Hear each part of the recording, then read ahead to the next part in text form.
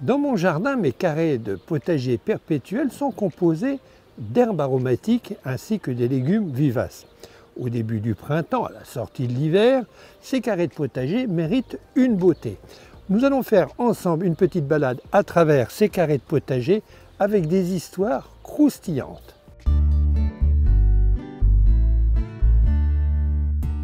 Donc ce sont plusieurs vidéos que nous allons tourner dans mes carrés de potager. Alors je le précise, ce sont des carrés de potager surélevés de 20 cm.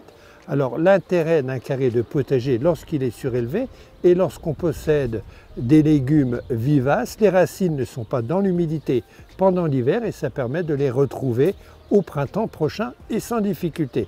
D'où l'intérêt d'avoir ce genre de carré de potager. Alors maintenant nous allons passer à cette petite balade à travers ces carrés. Nous allons leur refaire une mise en beauté et puis surtout vous raconter des anecdotes.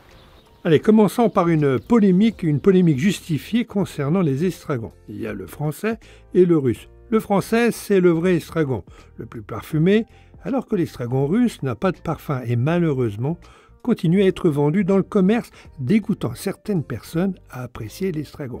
Vive l'estragon français! Seulement, il est plus fragile et moins vivace, sauf s'il est planté dans un carré de potager surélevé. Dans ce carré, en fin d'hiver, l'estragon français repart sur sa souche, sous ses tiges sèches de l'an passé.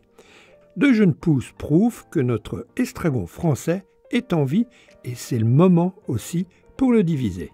Alors on va passer au thym, le thym d'hiver, l'indispensable. Certains pieds vieillissent parfois mal, il faut parfois réduire une grande partie de l'arbrisseau afin qu'il puisse se régénérer. Une petite coupe, boule de printemps avec une paire de ciseaux lui fait le plus grand bien. Allez, juste les pointes, pour certains et pour les autres plus âgés, une taille de rajeunissement est nécessaire pour les faire repartir dans la partie basse. Le thym, comme la plupart des plantes aromatiques, déteste les sols argileux compacts humides en hiver. Le carré drainé assure sa pérennité en hiver. Il existe deux grandes périodes pour tailler le lavandin. En automne, lorsque les fleurs commencent à faner, les épis parfument le linge, ou comme ici en fin d'hiver. Les tiges sont archi-sèches, les extrémités des pousses sont simplement épointées.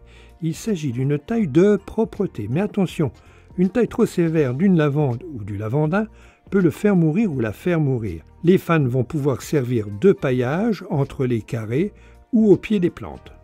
Eh bien voici la sauge officinale qui sauve. À la sortie de l'hiver, il y a toujours des branches qui montrent des signes de faiblesse. Ce sont souvent les sauges plantées depuis plus de 2 ans.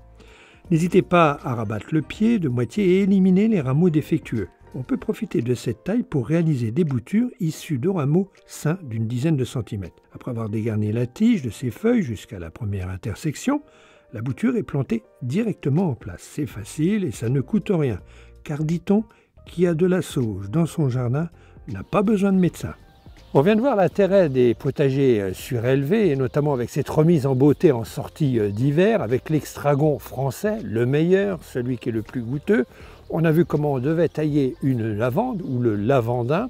L'intérêt aussi du thym, le thym qui est surélevé et qui passera mieux l'hiver dans un carré potager, et puis la sauge, la fameuse sauge qui sauve. Dans une prochaine vidéo, j'évoquerai d'autres anecdotes et notamment le safran.